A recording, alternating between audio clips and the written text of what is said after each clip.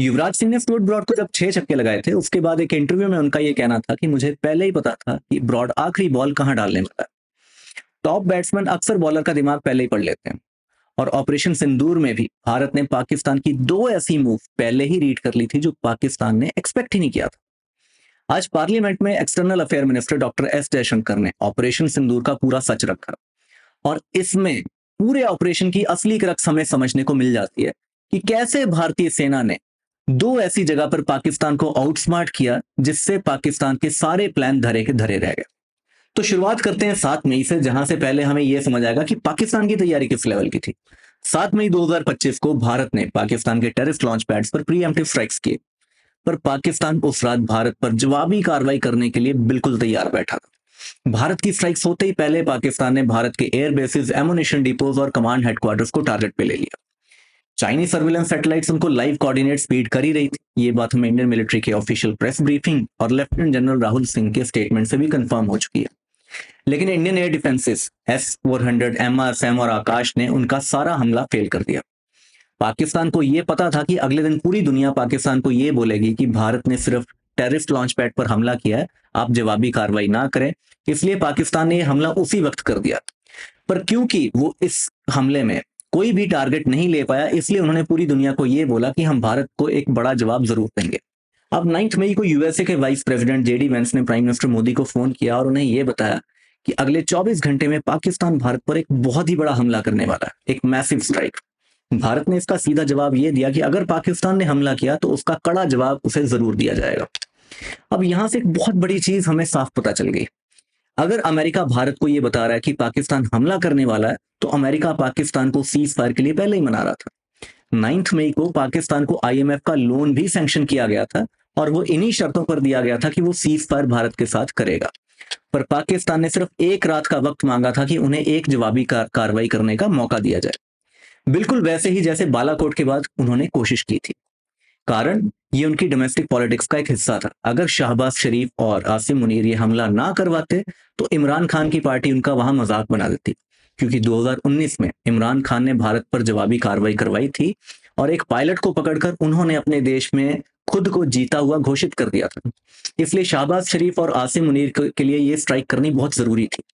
बस JD Vance की इस कॉल से भारत ने ये पूरा इंटरनेशनल प्लान प्रूफ रीड कर लिया कि पहले पाकिस्तान भारत पर हमला करेगा, लेकिन क्योंकि वो इंडियन एयर डिफेंसेस को भेद ही नहीं पाएगा, जैसे कि वो 7 मई को भी नहीं कर पाया था, उसके बाद इंटरनेशनल प्रेशर इंडिया पर आ जाएगा कि आप सीज फायर कर लीजिए। वैसे भी कौन सा पाकिस्तान ने आपका नुकसान किया है, और पाकिस्तान अपने देश में जीत घोषित कर देगा। पर भारत ने एक टॉप क्लास बैट्समैन की तरह पाकिस्तान की पूरी रणनीति समझ ली कि वो क्या करने वाले हैं, और भारत ने बिल्कुल वैसी तैयारी की जैसी पाकिस्तान ने खुद 7 मई को की थी।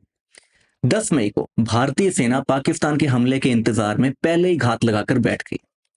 अब 10 मई को पाकिस्तान ने अपनी स्ट्राइक्स भारत पर स्टार्ट कर दी। लॉइटरिंग मुनिशंस, ड्रोन्स, बैलिस्टिक मिसाइल्स और क्रूज मिसाइल्स, ये सब भारत के मिलिट्री इंफ्रास्ट्रक्चर पर बरसा दिया गया। लेकिन as expected Indian missile shields, S-400, MRSAM और आकाश ने इनको पूरी तरह से न्यूट्रलाइज कर दिया। और तब भारत की सेना को वो मौका मिल गया जिसका इंतजार वो दशकों से कर रही थी, दुश्मन की मिलिट्री एसिस पर बड़ा हमला करना। इससे पहले कि इंटरनेशनल कॉल्स आना स्टार्ट होती, भारतीय वायुसेना पहले ही हवा में जा चुकी थी। पाकिस्तान के फाइटर जेट्स अभी रनवे पर लैंड ही कर रहे थे कि उनके एयरपोर्ट्स पर सायरन फिर से बजना स्टार्ट हो गया। एक ऐसा हमला जो पाकिस्तान की सोच से पूरी तरह से बाहर था। फिर शुरू हुई real time precision strikes. BrahMos और स्कैल्प मिसाइल्स ने पाकिस्तान के रडार्स, एयर बेसिस और कमांड सेंटर्स को टारगेट पे ले लिया। एक एक करके उनके रनवेज, रडार्स और एयर हैंगर्स उड़ाने शुरू कर दिए। ये था ऑपरेशन सिंदूर का पहला मास्टर स्ट्रोक, एक ऐसा हमला जो पाकिस्तान की टेक्स्ट बुक से बाहर था। पाकिस्तान ने पूरी इंटरनेशनल तैयारी की हुई थी कि वो भारत पर स्ट्राइक करेंगे, चाहे वो सक्सेसफुल हो चाहे ना हो। वो इंटरनेशनल प्रेशर भारत पर बनवा देंगे कि भारत कोई भी जवाबी कार्रवाई ना करे और पाकिस्तान अपने देश में जीत घोषित कर सके। लेकिन भारत ने यह हमला करके पाकिस्तान के साथ साथ पूरी इंटरनेशनल कम्युनिटी को चौंका दिया। पर किसको ये पता था कि कहानी अभी भी खत्म नहीं हुई। सुबह होते ही इंटरनेशनल कॉल्स भारत में आना स्टार्ट हो गई, जिसमें यूएसए के secretary of state Marco Rubio की कॉल भी एक थी, जिसमें भारत को यह बताया गया कि पाकिस्तान अब सीज फायर के लिए पूरी तरह से रेडी है। पर भारतीय सेना के सारे टारगेट अभी भी पूरे नहीं हुए थे, इसलिए भारत की तरफ से जवाब दिया गया, सीज फायर तब होगा जब पाकिस्तान के डीजीएमओ हमारे डीजीएमओ को कॉल करेंगे।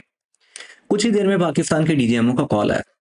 लेकिन उसमें यह कहा गया उनको कि भारत के डीजीएमओ अभी व्यस्त हैं, इसलिए 2-3 घंटे के बाद का समय बातचीत के लिए तय कर दिया गया। ये 2-3 घंटे का डिले इसलिए था ताकि भारत की स्ट्राइक्स पूरी कर दी जाए। ये था ऑपरेशन सिंदूर का दूसरा मास्टर स्ट्रोक। सिर्फ कोवर्ट स्ट्राइक्स नहीं, बल्कि दिन की रोशनी में साइकोलॉजिकल ह्यूमिलेशन, जिसमें पाकिस्तान की पूरी जनता दिन की रोशनी में ये देख सके, अपनी आंखों से ये देख सके कि पाकिस्तान के एयर बेसिस पर भारत के कैसे ताबड़तोड़ हमले अभी भी चल रहे हैं। तो ये थे ऑपरेशन सिंदूर के भारतीय सेना के 2 बड़े मास्टर स्ट्रोक। ऑपरेशन सिंदूर सिर्फ एक मिलिट्री रिटेलिएशन नहीं था, ये डिकेड्स ऑफ फ्रस्ट्रेशन का एक जवाब था। इंडियन मिलिट्री कब से ये कह रही थी कि हम तैयार हैं पाकिस्तान पर हमला करने के लिए, हमें सिर्फ एक पॉलिटिकल ग्रीन सिग्नल चाहिए। ऑपरेशन के दौरान वेटरन्स ने खुलेआम लेटर लिखे थे कि अगर भारत पाकिस्तान की जंग होती है तो हम ड्यूटी पर वापस जाने के लिए रेडी हैं। और ऑपरेशन सिंदूर ने ये कर दिखाया कि जब मिलिट्री को पॉलिटिकल बैकिंग एक बार मिलती है तो रिजल्ट्स गेम चेंजिंग होते हैं।